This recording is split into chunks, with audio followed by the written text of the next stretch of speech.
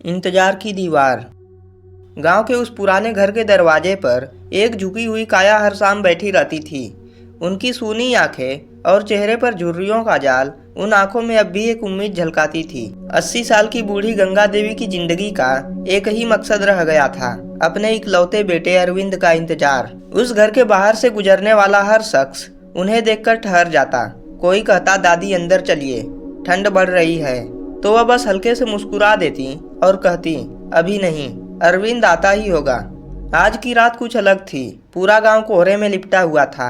चांदनी रात होने के बावजूद भी अंधेरा ज्यादा गहरा लग रहा था। हर तरफ सन्नाटा था, लेकिन गंगा देवी के दिल की हलचल बढ़ रही थी। आज अरविंद आएगा, मैं जानती हूँ, वो जरूर आएगा। उनका दिल किसी अनजाने एहसास से भर गया। पिछले 15 सालों से अरविंद ने बस फोन पर बात की थी, लेकिन कभी आया नहीं। हर बार वह कहता, माँ बहुत काम है, अगले साल जरूर आऊंगा। पर उसका अगला साल कभी नहीं आया। पर आज उन्हें सच में महसूस हो रहा था कि अरविंद दरवाजे पर खड़ा है। गंगा देवी कांपते हुए उठी। उनकी आंखों में अजीब सी चमक आ गई। उन्होंने दरवाजा खोल दिया, लेकिन बाहर देखा तो सड़क सुनसान थी। बस एक पुराना नीम का पेड़ हवा में झूम रहा था। उन्होंने 2 कदम बाहर रखे और आवाज दी, अरविंद बेटा, बेटा कहाँ है तू? पर जवाब में बस हवा का एक तेज झोंका आया, जिसने उनकी सूखी आंखों में आंसू ला दिए। अरविंद नहीं आया था। गंगा देवी वहीं दरवाजे पर बैठ गई। ठंडी हवा उनके बूढ़े शरीर को चीर रही थी, लेकिन उन्हें कोई फर्क नहीं पड़ रहा था। तभी गांव के सुनील काका आए। उन्होंने गंगा देवी को देखा और हल्के स्वर में बोले, दादी अंदर चलिए, ठंड में बैठना ठीक नहीं। गंगा देवी ने सूनी आंखों से उनकी ओर देखा और बस एक ही बात कही, सुनील तुझे यकीन है ना कि अरविंद आएगा? सुनील काका कुछ नहीं बोले। उन्हें नहीं पता था कि वह कैसे बताए कि अरविंद अब शायद कभी नहीं आएगा। रात बीत रही थी। गांव के बाकी लोग सो चुके थे, लेकिन गंगा देवी की आंखों में नींद नहीं थी। उन्होंने अपने पुराने संदूक से एक पुरानी तस्वीर निकाली, जो अरविंद की तस्वीर थी।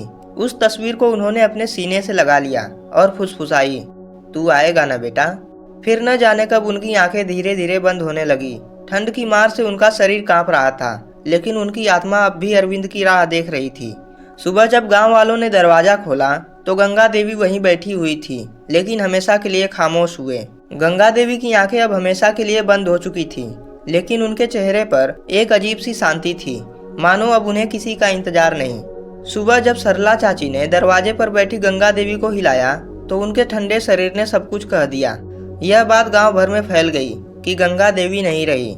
लेकिन गांव वालों की सबसे बड़ी चिंता यह थी कि अरविंद को कौन बताएगा कि उसकी माँ अब इस दुनिया में नहीं रही। सुनील काका ने कांपते हाथों से फोन उठाया और अरविंद को कॉल किया। हेलो अरविंद? हाँ काका बोलिए। बेटा, तुम्हारी माँ अब इस दुनिया में नहीं रही। फोन के दूसरी ओर कुछ देर खामोशी छाई रही। फिर अरविंद की आवाज आई, क्या माँ नहीं रही? लेकिन उसकी आवाज में दर्द कम और हैरानी ज्यादा थी। पर काका, मैं अभी नहीं आ सकता, यहाँ पर बहुत काम है। आप उनका अंतिम संस्कार करवा दीजिए। यह उसने बड़ी ही आसानी से कह दिया। गांव वाले हैरान थे। उनका अपना ही बेटा, जिसे वह हर दिन याद करती थी, वह अभी भी नहीं आ रहा। यह बात अगर उसकी माँ को पता होता तो शायद वह कब की इस दुनिया से जा चुकी होती, लेकिन बेटे के आने की उम्मीद ने उन्हें इतने वर्षों तक जीवित रखा। गंगा देवी की अर्थी उठी और पूरा गांव उनकी अंतिम यात्रा में शामिल हुआ। पर जिसका इंतजार उन्होंने सालों से किया, वही उनके अंतिम सफर में नहीं आया। चिता जलने लगी। गांव वाले सिर झुकाए खड़े थे, लेकिन आसमान से हल्की हल्की बूंदाबांदी होने लगी, जैसे खुद भगवान भी इस माँ के दर्द पर रो रहे हों। 3 दिन बाद अरविंद गांव पहुंचा। घर के अंदर घुसते ही उसकी नजर उस खाली खाट पर पड़ी जहां उसकी माँ बैठा करती थी। अब इस घर में केवल सन्नाटा था। सामान बिखरे पड़े थे। उसने दीवार पर टंगी माँ की तस्वीर देखी, जिसके चारों ओर माला पड़ी थी। अब उसे माँ की कमी का एहसास हो रहा था। तभी सुनील काका आए और उसे एक कागज का टुकड़ा दिया। तेरी माँ ने जाने से पहले एक चिट्ठी लिखी थी। अरविंद के हाथ कांपने लगे। उसने धीरे धीरे चिट्ठी खोली। प्यारे अरविंद, मुझे पता है तू बहुत बड़ा आदमी बन गया है, तेरे पास समय नहीं होगा। पर बेटा, जब तुम्हें मेरी याद आए तो उस दरवाजे को देख लेना जहां मैं हर रोज तेरा इंतजार करती थी। अरविंद की आंखों से आंसू गिरने लगे। उसने दरवाजे की ओर देखा। दरवाजा अब भी वहीं था, लेकिन इंतजार खत्म हो चुका था। अरविंद के हाथों में अब भी माँ की आखिरी चिट्ठी थी। शब्द धुंधले हो रहे थे क्योंकि उसकी आंखों से लगातार आंसू गिर रहे थे। उसने कांपते हाथों से चिट्ठी के आखिरी शब्द पढ़े। जब तुम्हें मेरी याद आए तो उस दरवाजे को देख लेना जहां मैं हर रोज तेरा इंतजार करती थी। अरविंद की नज़र उस पुराने लकड़ी के दरवाजे पर गई जहां पर उसकी माँ हर दिन बैठा करती थी। अब वहां सिर्फ खालीपन था, न माँ थी न उनकी आवाज़, बस एक सूनापन था जो अरविंद के दिल को चीर रहा था। अरविंद अपनी जगह से उठकर उस दरवाजे तक गया। उसने कांपते हाथों से दरवाजे को छुआ और जैसे ही उसका हाथ वहां पर पड़ा, आंखों के सामने अतीत का हर लम्हा घूम गया। माँ की मुस्कान, उनका प्यार, उनका इंतजार और उनकी आखिरी उम्मीद। वह घुटनों के बल गिर पड़ा और फूट फूट कर रोने लगा। माँ, मैं आ गया, देखो ना, मैं आ गया। लेकिन कहीं से कोई जवाब नहीं आया। अब कोई प्यार भरी झिड़की नहीं थी, कोई सवाल नहीं था, क्योंकि माँ का इंतजार खत्म हो चुका था। गांव वाले यह सब देख रहे थे लेकिन कोई कुछ नहीं बोला। सिर्फ सरला चाची ने धीरे से कहा, जिस माँ के लिए तूने सालों तक समय नहीं निकाला, अब उसके पास तेरे आंसू पोंछने के लिए हाथ भी नहीं है अरविंद। अरविंद और जोर से रोने लगा। वह उठा और धीरे धीरे उस छोटे से कमरे में गया जहाँ माँ का बिस्तर था। चारों तरफ उनकी यादें बिखरी हुई थी। एक पुरानी साड़ी जिसे वह हर त्योहार पर पहना करती थी, लकड़ी की वह संदूक जिसमें उन्होंने अरविंद के बचपन की चीजें सहेज कर रखी थी, और वह पुरानी लाल चूड़ियों का थैला जो अरविंद के पापा की आखिरी निशानी थी। अरविंद ने वह संदूक खोली। उसमें से एक पुरानी डायरी निकली। उसने कांपते हाथों से डायरी को खोला। हर पन्ने पर बस एक ही बात लिखी थी, आज अरविंद से बात हुई। उसने कहा, अगले साल आएगा। आज मेरा जन्मदिन था। अरविंद ने फोन किया, बहुत खुश हूँ, आज दिल बहुत भारी है। अरविंद नहीं आया। हर पन्ने पर माँ का इंतजार झलक रहा था। आखिरी पन्ने पर लिखा था, अब शायद अरविंद कभी नहीं आएगा, पर मैं फिर भी इंतजार करूंगी। अरविंद ने डायरी को सीने से लगा लिया और फूट फूट कर रोने लगा। सुनील काका अंदर आए और एक छोटी सी थैली अरविंद को दी। तेरी माँ ने कहा था कि जब तू आए तो ये उसे दे देना। अरविंद ने थैली खोली। उसमें एक जोड़ी जूते थे जो पुराने घिसे पिटे थे। वह यह देखकर हैरान रह गया। सुनील काका बोले, जब तू छोटा था तो तेरी माँ ने अपने लिए नई चप्पलें तक नहीं खरीदी, लेकिन तुझे हर साल नए जूते दिलाती थी। पर तुझे तो शायद याद भी नहीं होगा। अरविंद ने कहा, मुझे सब कुछ याद है काका। अरविंद की आंखें आंसुओं से भर गई। उसने सुनील काका का हाथ पकड़ा और रोते हुए कहने लगा, काका, मैंने बहुत बड़ी गलती की है, अब क्या करूं? अरविंद ने माँ के कमरे को ठीक वैसा ही रखा जैसे वह छोड़कर गई थी। हर दिन वह उसी दरवाजे के पास बैठा रहता जहाँ कभी उसकी माँ बैठा करती थी। गांव के लोग अब अरविंद को देखकर एक अजीब सी उदासी से भर जाते। समय बीतता गया। फिर एक दिन तेज आंधी आई और वह पुराना लकड़ी का दरवाजा जो सालों से गंगा देवी के इंतजार का गवाह था, एक तेज हवा के झटके में गिर पड़ा। दरवाजे के गिरते ही अरविंद के दिल में एक अजीब सा खालीपन छा गया। यह वही दरवाजा था जहां उसकी माँ हर दिन बैठती थी, जिसे थामकर वह उसकी राह देखा करती थी। लेकिन अब वह दरवाजा भी टूट चुका था। मानो माँ के इंतजार की आखिरी निशानी भी मिट गई। अरविंद घुटनों के बल गिर पड़ा। उसकी आंखों से आंसुओं की धारा बहने लगी। गांव के लोग चुपचाप खड़े देख रहे थे। फिर सरला चाची उसके पास आई और धीरे से बोली, बेटा, दरवाजे के गिरने से कुछ नहीं होता। माँ ने जो प्यार और दुआएं दी थी वे कभी खत्म नहीं होती। अरविंद कुछ नहीं बोला। वह बस टूटी हुई लकड़ियों को उठाने लगा। गांव वाले सोच रहे थे कि वह उन्हें जलाने के लिए उठा रहा है, लेकिन नहीं।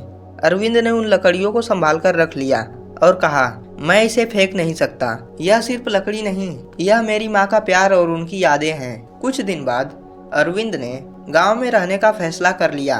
उसने अपनी शहर की नौकरी छोड़ दी और गांव में ही बस गया। वह हर दिन सुबह उठकर माँ के कमरे की साफ सफाई करता, उनके संदूक में रखी चीजों को सहेजता और वह पुरानी डायरी पढ़ता जिसमें उनकी हर छोटी बड़ी बात लिखी हुई थी। एक दिन गांव के स्कूल के मास्टर जी आए और बोले, बेटा, शहर की जिंदगी छोड़कर यहाँ रहना तुम्हारे लिए बिल्कुल भी आसान नहीं होगा, क्या करोगे? अरविंद ने हल्की मुस्कान के साथ कहा, माँ कहती थी कि जब हम किसी की मदद करते हैं तो उनका आशीर्वाद हमें कभी कमजोर नहीं पड़ने देता। मैं गांव के बच्चों को पढ़ाऊंगा ताकि किसी और की माँ को अपने बेटे से बिछड़ने का दर्द न सहना पड़े। धीरे धीरे अरविंद ने गांव के गरीब बच्चों को मुफ्त में पढ़ाना शुरू कर दिया। उसने माँ की याद में गांव में एक छोटी सी लाइब्रेरी बनवाई जिसमें माँ की डायरी के कुछ पन्ने भी रखे गए। ताकि हर कोई समझ सके कि माता पिता के प्यार और उनके इंतजार की कोई कीमत व सीमा नहीं होती। समय बीतता गया। अरविंद अब गांव में पूरी तरह रम चुका था। वह खुद साधारण कपड़े पहनता, गांव वालों के साथ खेतों में काम करता, बच्चों को पढ़ाता और हर रात माँ की तस्वीर के सामने दीपक जलाता। एक दिन जब वह बच्चों को पढ़ा रहा था, तब एक छोटी सी लड़की उसके पास आई और बोली, गुरुजी, जब मैं बड़ी हो जाऊंगी तो क्या मेरी माँ भी मुझ पर गर्व करेंगी जैसे आपकी माँ ने आप पर गर्व किया था? अरविंद की आंखें नम हो गई। उसने हल्के से बच्ची के सिर पर हाथ फेरा और कहा, हाँ, अगर तुम अपनी माँ का सम्मान करोगी, उनका ख्याल रखोगी, तो वे हमेशा तुम पर गर्व करेंगी। इसी तरह कई साल बीत गए।